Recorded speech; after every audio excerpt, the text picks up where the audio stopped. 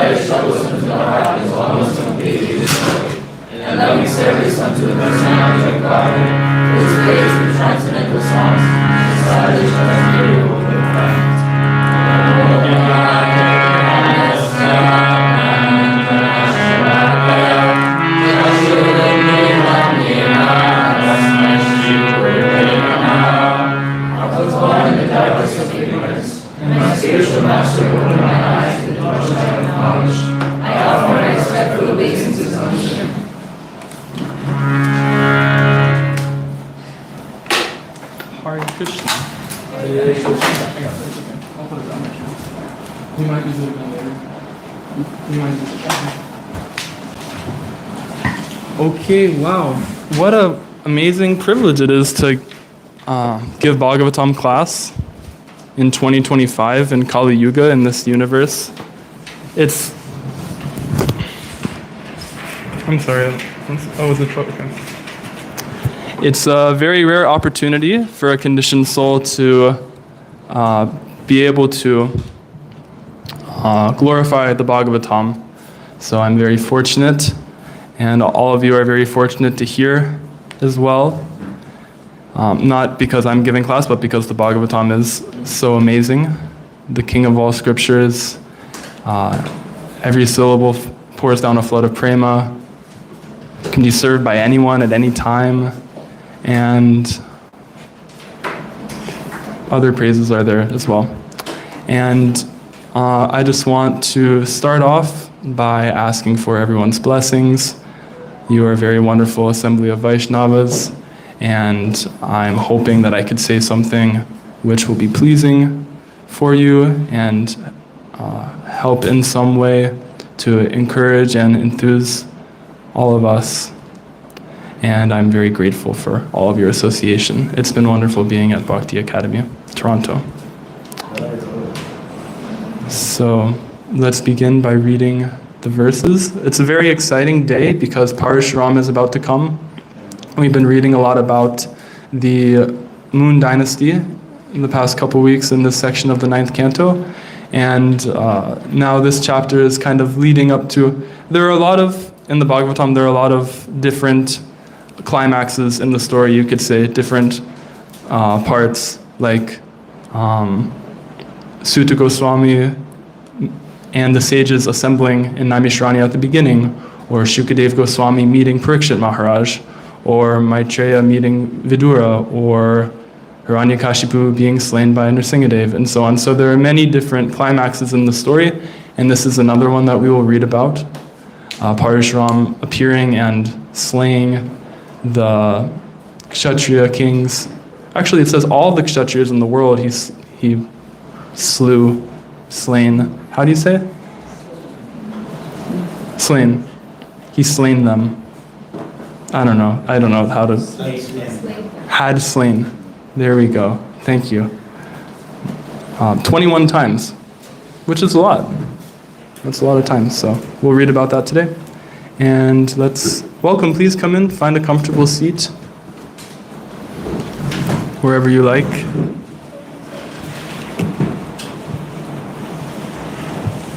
And yeah, let's start reading the verses, I suppose. Shukadev Goswami continued, O Parikshit, from the womb of Urvashi.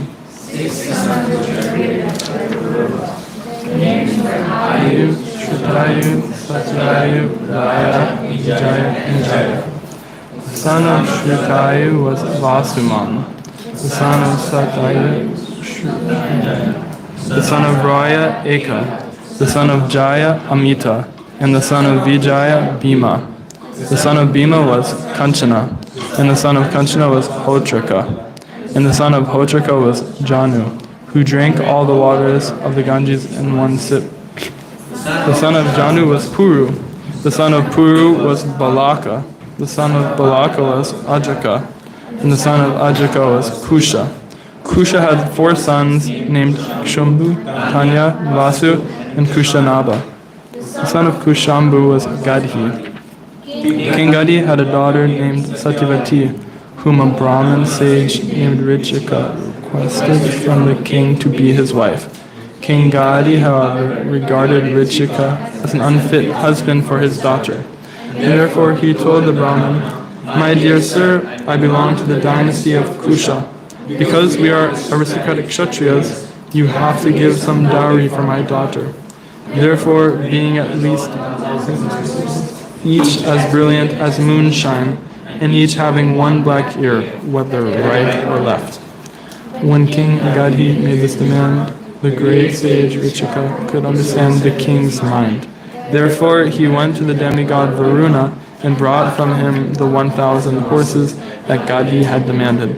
After delivering these horses, the sages married the king's beautiful daughter. Thereafter, Richika Muni's wife and mother-in-law, each desiring a son, requested the Muni to prepare an oblation.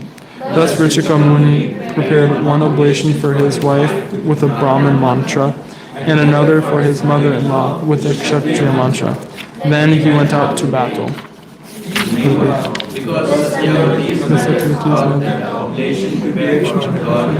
Richika's wife must be better.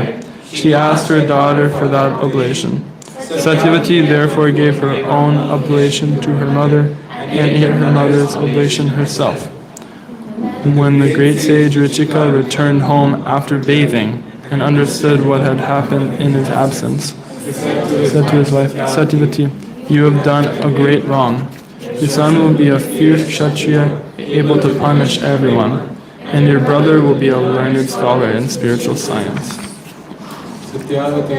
However, pacified Richika Muni with peaceful words and requested that her son not be like a fierce Kshatriya. Richika Muni replied, "Then your grandson will be of a Kshatriya spirit." Thus, Jamadagni was born as the son of Satyavati. Satyavati later became the sacred river Kaushiki to purify the entire world, and her son Jamadagni married Renuka, the daughter of Renu. By the semen of Jamadagni, many sons headed by Vasuman were born from the womb of Renuka. The youngest of them was named Rama or Parashurama. Learned scholars accept this Parashuram as the celebrated incarnation of Vasudev, who annihilated the dynasty of Parshuram, killed all the Kshatriyas on earth 21 times. Proud because of the material modes of passion and ignorance, became irreligious and ceased to care for the laws enacted by the Brahmins. Parshuram killed them. Although their offense was not very severe, he killed them to lessen the burden of the world. Okay, so now we'll chant this verse.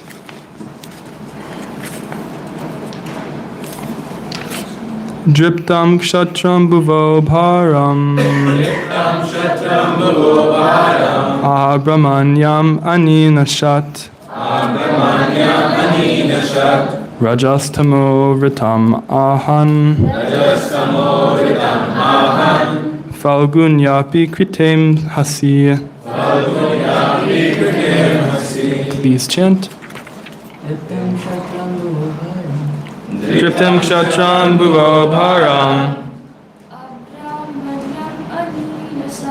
Abramanya aninashat Rajastamo ritam ahan Falgunyapi kritem hasi. Driptam kshatram bhuvo bharam Driptam kshatram bhuvo bharam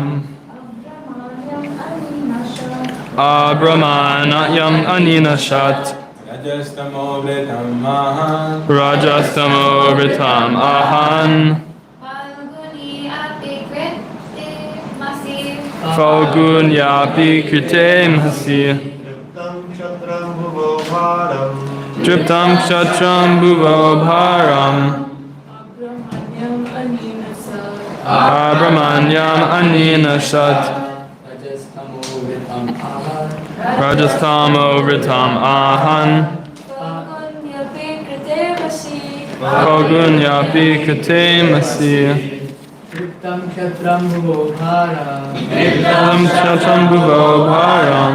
Abramanyam Anina Shat. Abramanyam Anina Shat. Rajastamo Vritam Driptam Kshatram Bhuvo. Word for word together. Word for word together. Driptam, very proud. Kshatram, the Kshatriyas, the ruling class. Bhuva, of the earth. Param, burden. Abramanyam, sinful, not caring for the religious principles enunciated by the Brahmins. Anina Shat, drove away or annihilated. Rajatama, by the qualities of passion and ignorance. Vritam, covered. Ahan, he killed. Falguni, not very great. Api, although. Krite, had been committed. Anghasi, an offense. Translation together. When the royal dynasty, being excessively proud because of the material modes of passion and ignorance, became irreligious and ceased to care for the laws enacted by the Brahmins, Parashuram killed them, although their offense was not very severe. He killed them to lessen the burden of the world. Who would like to? This is a long purport, so we'll split it up. Jai will read the first paragraph, and then Amal will read the second. The Kshatriyas, or the ruling class, must govern the world in accordance with the rules and regulations enacted by great Brahmanas and saintly persons. As soon as the ruling class becomes irresponsible in regard to the religious principles, it becomes a burden on the earth. As stated here, Rajas Tamo Vritam, Param Abramanyam. When the ruling class is influenced by the lower modes of nature, namely ignorance and passion, it becomes a burden to the world and must then be annihilated by superior power. We actually see from modern history that monarchies have been abolished by various revolutions, but unfortunately the monarchies have been abolished to establish the supremacy of third class and fourth class men. Although monarchies overpowered by the modes of passion and ignorance have been abolished in the world, the inhabitants of the world are still unhappy, for although the qualities of the former monarchs were degraded by taints of ignorance, these monarchs have been replaced by men of the mercantile and worker classes whose qualities are even more degraded. When the government is actually guided by Brahmanas or God-conscious men, then there can be real happiness for the people. Therefore, in previous times, when the ruling class were degraded to the modes of passion and ignorance, the Brahmanas, headed by such a Kshatriya spirited Brahmana as Parshurama, killed them 21 consecutive times. In Kali Yuga, as stated in Srimad Bhagavatam 12.2.30, Dasyu Prayeshu Rajashu, the ruling class, Rajyanya, will be no better than plunderers, Dasyeshu, because the third class and fourth class men will monopolize the affairs of the government. Ignoring the religious principle and Brahmanical rules and regulations, they will certainly try to plunder the riches of the citizens without consideration. As stated elsewhere in Srimad Bhagavatam 12.1.14 together. Asam Shruta Priyahina Rajasa Tamasa Vivata Rajaste Bhakyashya Shanti Malecha Rajanya Rupina. Being unpurified, neglecting to discharge human duties properly, and being influenced by the modes of passion, grudges, and ignorance, tamas, unclean people, malichas, posing as members of government, Rajanya Rupina, will swallow the citizens. Prajaste Bhakshayyanti. And in still another place, Srimad Bhagavatam 12.2.7 to 8 says, Evam Prajabhirushtabe Akhile Shishimandale Brahmale Kshatra Shudranam Yogadi Bhavitamava Prajahi Luktayatane Nirgane Rashudharmati Ashinadharadhavena Yashyanti Dirikanam. Human society is naturally grouped into 4 divisions as stated in Bhagavad Gita. Chaturvarnyam Maya Sasagun Karma Vibhagasya. But if this system is neglected and the qualities and division of societies are not considered, the rules will be Brahmavid Shata Shudranam Yobali Bhavita Nafras. The so-called caste of Brahmana, Kshatriya, Vaishya and Sudra will be meaningless. As a result, whoever somehow or other becomes powerful will be the king or president, and thus the praja or citizens will be so harassed that they will give up heart and home and will go to the forest. Yasyanti Giri Kananam. To escape harassment by government, officials who have no mercy and are addicted to the ways of plunders. Therefore, the prajas or the people in general must take to Krishna consciousness movement, the Hare Krishna movement, which is the sound incarnation of the Supreme Personality of Godhead. Kali Kale Nam Rupe Krishna Avatara. Krishna, the Supreme Personality of Godhead, has now appeared as an incarnation by his holy name. Therefore, when the prajas become Krishna conscious, they can then expect a good government and good society, a perfect life and liberation from the bondage of material existence. Okay, so thank you all for reading and hearing attentively. This is a political class. I hope you guys were ready. No, I'm just kidding. I actually don't know enough about politics or history to really speak about it, but I'm just going to try to extract some things that Prabhupada brought up in the purport, which was very sweet and enlightening about this history from the Bhagavatam. So the first thing I'd like to speak about, at the beginning of the purport, Prabhupada states that we actually see from modern history that monarchies have been abolished by various revolutions, but unfortunately the monarchies have been abolished to establish the supremacy of third-class and fourth-class men. So if we think in our history for the past century or 200 years, there's several revolutions that are very primary or popular, like the French Revolution, overthrowing the monarchy there, the Russian Revolution, overthrowing the Tsar system, and even Nazi Germany, the Nazi party coming to power, and Hitler becoming the leader of the country.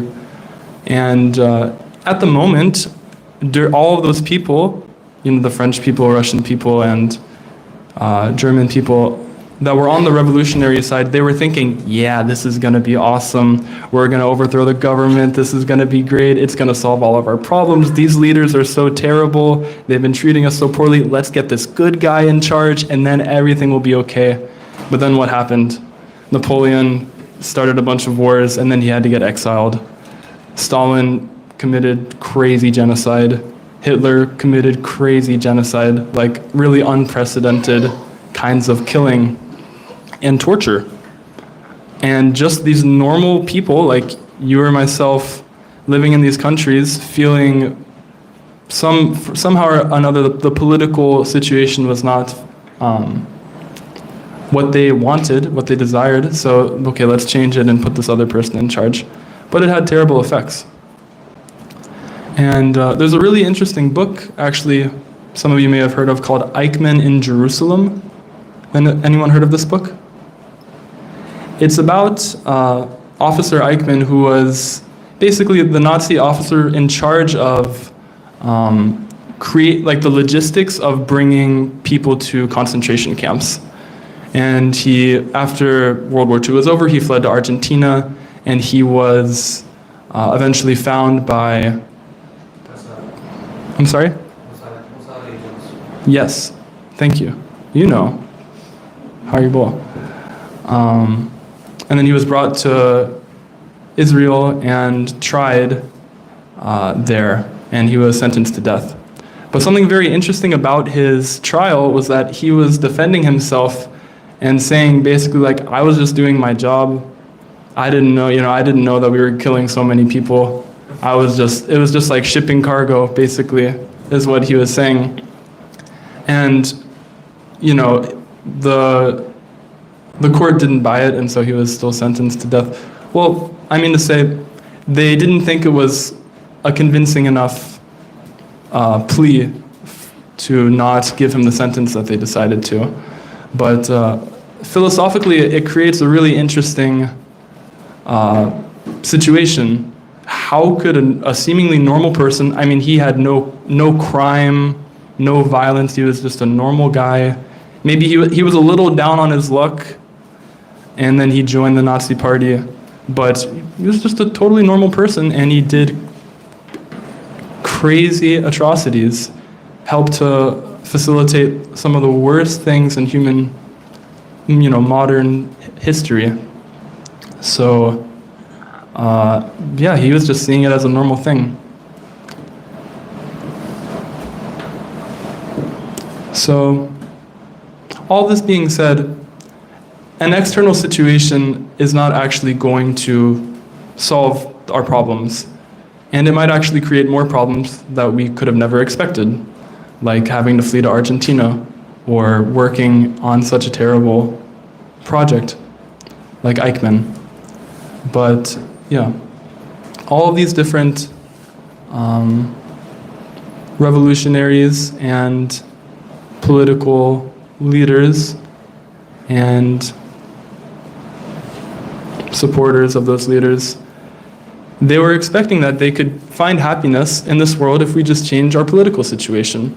And we could extend this to many different aspects of our lives. If the country would just change, if my family would change, if my friends would change, if my job would change, my school, maybe I should have studied this instead, or my religion, maybe I should be this religion or that religion, or maybe I should, if only I lived in this place. All these external things we think will make us happy, but Krishna describes in the Bhagavad Gita in the 5th chapter, pleasures that are derived from external things, temporary things in this world, are adyanta vanta. They have a beginning and an end. And so, therefore, na teshu ramate buddha. An intelligent person doesn't have rama, he doesn't get pleasure out of these temporary things. So, all of you are here because you recognize this. Every one of you is a very fortunate person because you realize somehow or another that, okay, I exist in this world, but I don't really know why, and I'm suffering, and I don't know why that's happening either, and I don't like it. It's not particularly good. Our scriptures point to 4 types of, what's the word? I'll find it, don't worry. Inevitable, 4 types of inevitable suffering, which are birth, old age, disease, and death. No matter what you do, no matter what political party you join, no matter what job you have, no matter what ashram you're in, you're going to face these problems in your life. And what to speak of all of the other types of suffering that you get in between those things.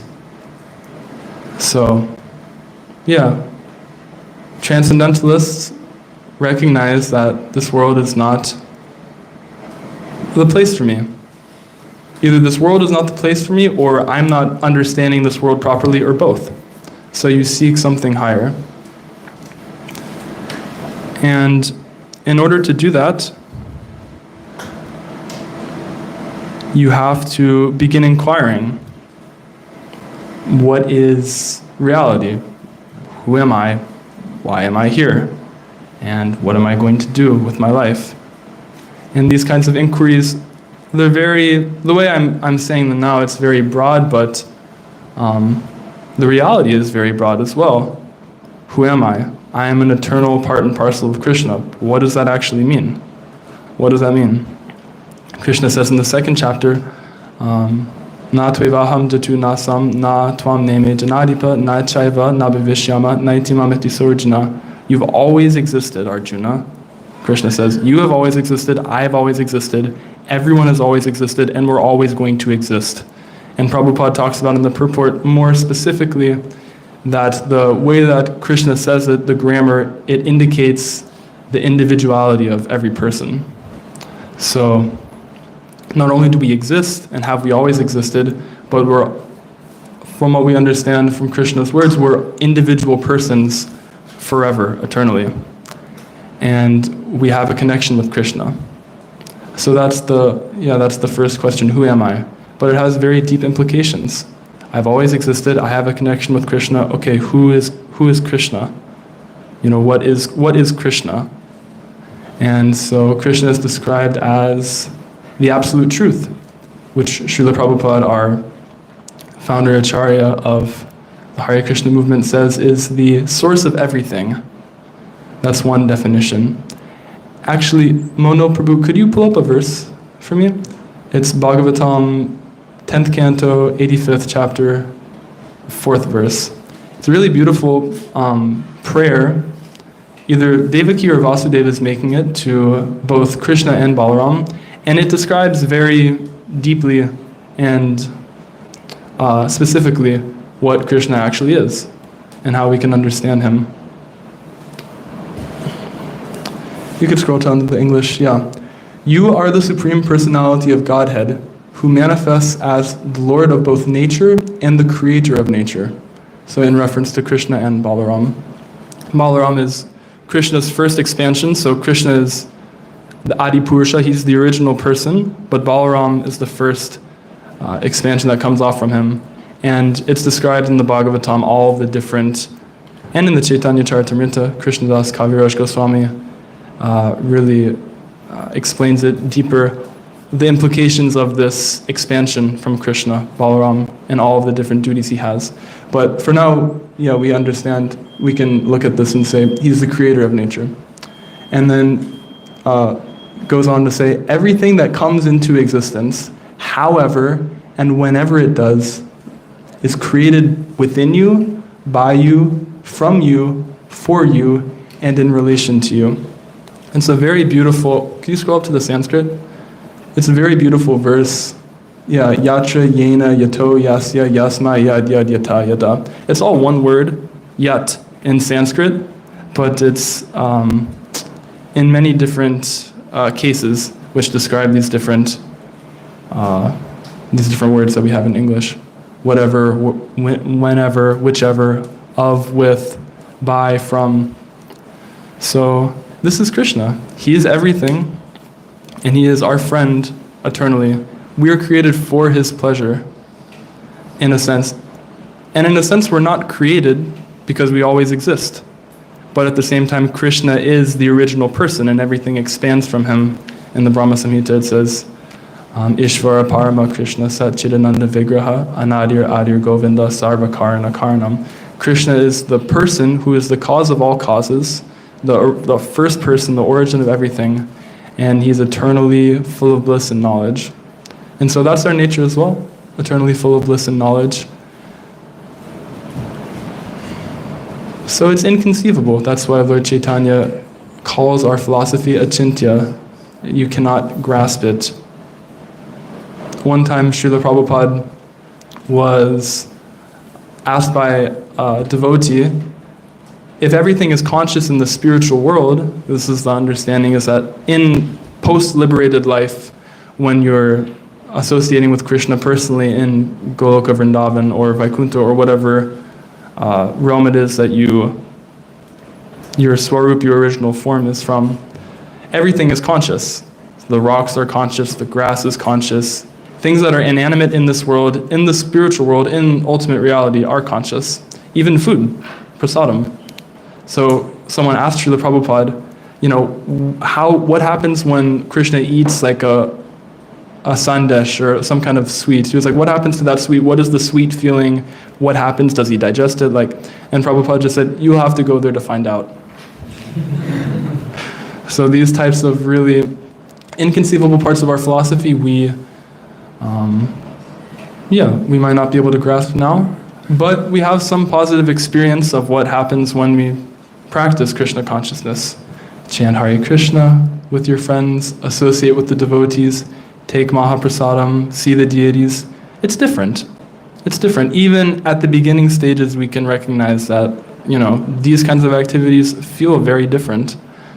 And it's described in the Bhagavatam that, this is what happens when you do devotional service, like we're all doing now, hearing from the Srimad Bhagavatam, then things start to happen in your life, things start to change in your life that you wouldn't ordinarily expect. Like part of the reason that we suffer, actually a lot of the reason that we suffer nowadays, especially in like first world countries, coming from materially decent backgrounds, didn't have to suffer or struggle too much growing up. A lot of our suffering is internal, it's mental. It might be coming from karma, impressions that we've had in past lives, or it could be experiences that we had growing up, or both, or anything like that. But usually, most of our suffering is coming internally. And so, what happens when we hear the Srimad Bhagavatam, it says right in the verse before Nashtaprayeshiva Badreshu, we chant every day. Shrinvatam Swakata Krishna, Punya Shravana Kirtana, Pedyantasto Yabhadrani Vidunoti Sritsatam. It says that Krishna personally cleanses the desire for material enjoyment from the hearts of the devotees who have developed the urge to hear his transcendental message. So all of you have developed the urge to hear his transcendental message. Clearly, you come to Bhagavatam class and you're very nicely listening. So great, Krishna is about to clear the material desires from your heart. Congratulations, you can expect it, and you can endeavor to continue, endeavor by continuous hearing to keep his mercy flowing. And our internal suffering is coming from our material desires. Desire is the source of suffering, or whatever Buddhists say. Desire is the root cause of all suffering. It's true, actually, in one sense. It's not false. And we have this word in Sanskrit, vairagya, which means renunciation. And it's two words, the prefix vai and raga. And raga means attachment. And vai as a prefix can mean either like a negation, or it can mean like an augmentation, like a special sort of thing. So you could think of the word vairagya as meaning detachment, no attachment. And that's sort of like the Buddhist impersonalist idea, is that, okay, everything in this world is bringing me suffering, my desires are bringing me suffering, I'm just going to detach from everything and then I'll be happy.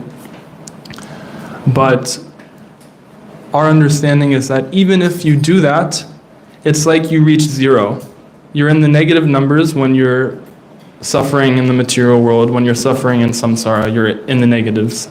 And then you reach that stage of becoming detached from the material world, and then you're at zero. But we understand there are also positive numbers going up infinitely. So the other meaning of vairagya is a special kind of attachment. So vairagya is not only renunciation, but it's special attachment. And what is that? We're attached to Krishna. We're attached to his devotees and their service. And by doing so, then by becoming attached to Krishna and his name, qualities, pastimes, and devotees, entourage, then our material desires are purified from our heart, and we become happy. And the rest of the verse, Vidunoti surit, how does it go? Vidunoti surit satam? You become situated in goodness and you become completely happy. And so, okay, that's great. This is a lot of philosophical talk, and I wasn't really expecting to get into this. I did some preparation beforehand, and I had a feeling that I prepared too much because now I'm completely in a different direction than when I prepared for. But it's nice to have too much prepared as opposed to not having enough. So now I'll just speak the last couple minutes. Okay, great. So the goal of life is pure love of Krishna. We understand from because we've talked about our sambandha, our relationship with Krishna, and we've talked about abhideya, the process of connecting with Krishna. Now, getting into the positive numbers, that is prayojana, the ultimate goal of life. Post-liberated life is having an affectionate, loving relationship with Krishna that is constantly increasing in its intensity and the amount of pleasure being derived by you and him and other people eternally, forevermore, and then sharing that with other people and experiencing it in unlimited, variegated ways. So how do we get there? You know, it's 2025, and we may be struggling with so many things, and it may be discouraging. So I just wanted to speak about laying a good foundation for spiritual practice in general.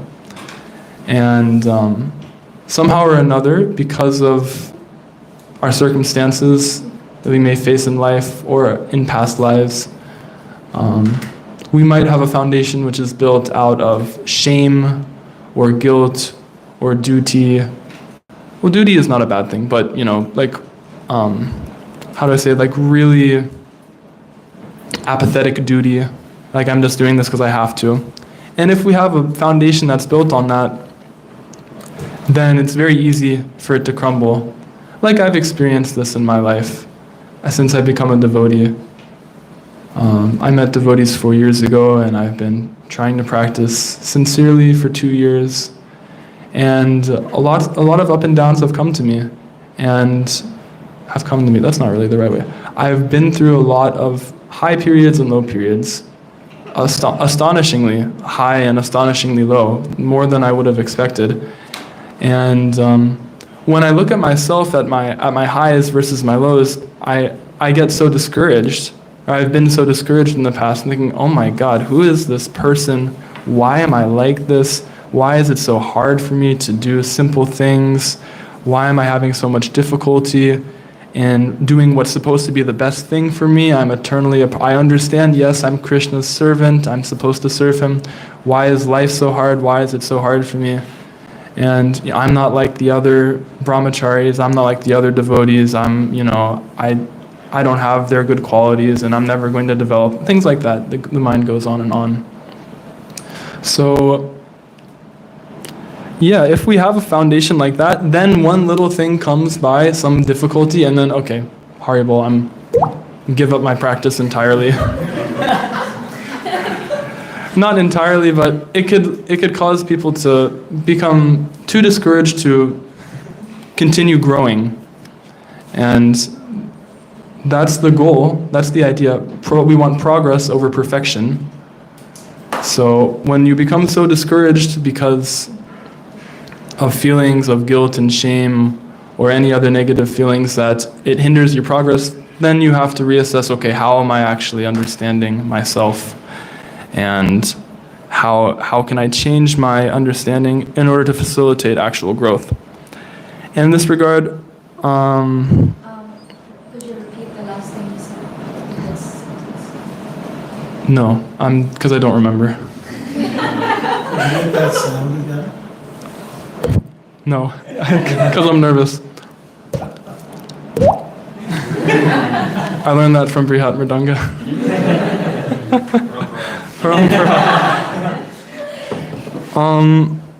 Okay, so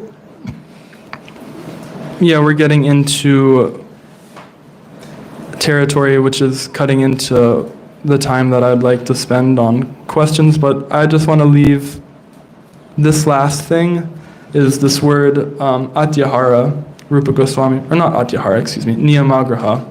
in the verse which begins Atyahara prayasascha prajapo niyamagraha janasangas chaloyam cha shadbir bhakti vinashati, destroys your bhakti.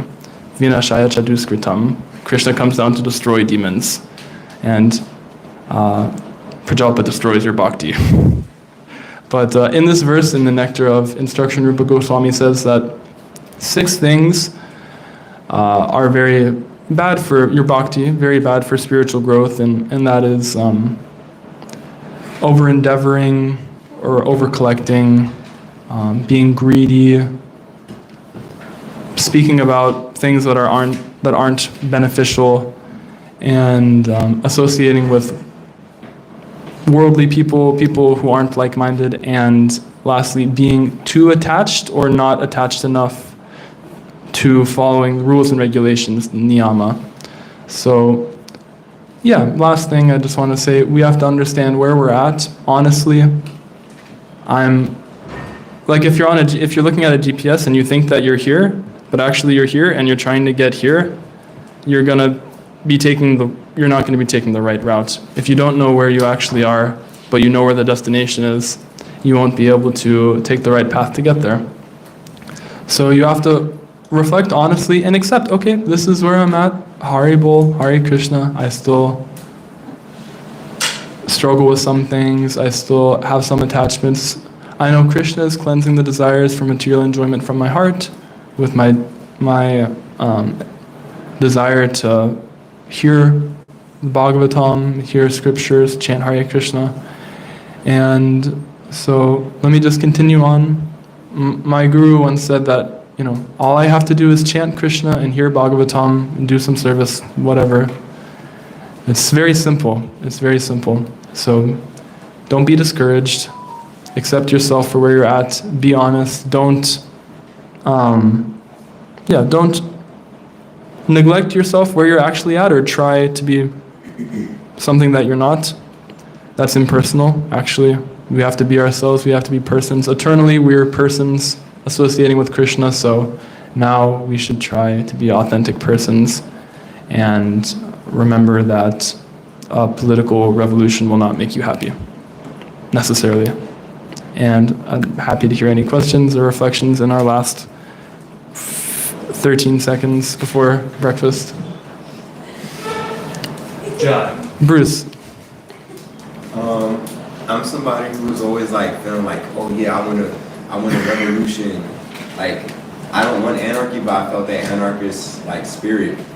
But then I came to realize this isn't going to bring any solutions. This is going to bring more problems. And unless we focus on the solution, Krishna consciousness, God consciousness, things aren't going to be better. Yes. This was actually the point that I was going to base my entire class around, was this, but I forgot to even mention it, that Gandhi said this, other people said this, people say it now, that if you want to change society, if you want to change the world, you have to start by changing yourself. It seems like a rudimentary point, okay, it makes sense, but it's very impactful if we actually take it to its limit, if we actually try our hardest to change ourselves. So yeah, if everyone would just focus on the right things, spirituality, Krishna consciousness, then yeah, there would be no need for any sort of difficulty, any sort of endeavor to change the world, the political state, because that's what it's like in the spiritual world eternally. Everyone is Krishna conscious, everyone is trying to serve Krishna, so there's no quarrel in the way that we have quarrels in this world.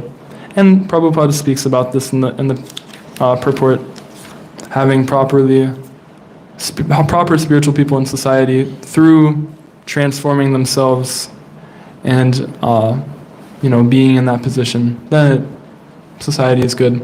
And there's a great lecture series by Keshava Swami that he gave last year called Triggers for Transformation, which is really nice. And there are 7 of them. I was going to list them out, but now things have gone in a different direction somehow. So, Hare Krishna.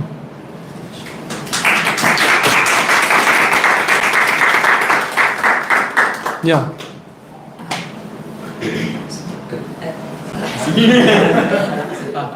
My voice is not perfect. Okay. I won't be able to Sorry. Yes, my good sir. Hare Krishna. Prabhuji. Hare Krishna. You were sharing your relationship. You said you have high points, low points as well. Yeah. My whole family is here as well. So Why? and you whole as well. So we wanted to know like how to keep that average level between like high level, low points, and we want to keep your average level. What we can practice in our day-to-day life. I would say tolerance and detachment. And by that I mean like tolerate. Oh yeah, there's this funny story. One time a king asked, someone quoted this recently and I'm paraphrasing it, but basically a king asked someone, can you tell me something that's going to make me happy when I'm sad and sad when I'm happy? Or in other words, can you tell me something that will make me equipoised always? And so someone told him, this too shall pass. There's a little sutra that when you're in those feelings of spiritual enlivenment or illumination, understanding, okay, this, not necessarily, but it might, looking in my experience, it might come to an end. I might not be feeling this way forever. Or not forever, but for the next foreseeable future. And then similarly, when you're in a lower point, tolerating it and thinking, okay, I feel a little off, but I know this won't last forever. I'm going to balance out. Generally, what we see like in spiritual path is that it's like this, like you're going up always, but it's like you have ups and downs on the way. So your lows, the more and more you advance, are higher than what your highs were when you were less advanced, basically. And so that happens. And we see this practically with examples from the Bhagavatam, like Bharat Maharaj. He was at the level of bhava, he was right at the level of prema, pure love of God, but then by circumstances he became attached to a deer, and instead of receiving his spiritual body, he became a deer in the next life. And he was at such a high level. But then he very quickly, okay, oopsie daisy, let's get back on track. And then in the next life he was completely realized. So these sorts of things happen. Just tolerate them, understand, this happens when we're new, we're not so advanced. Well, I can't speak for you. You could be very advanced in your family. I don't know you personally, but I know I'm not very advanced, so I go through these stages and I just have to tolerate it and continue progressing. Progress over perfection. Whatever keeps you to continue going, that is good. I hope that helps. Hare Krishna.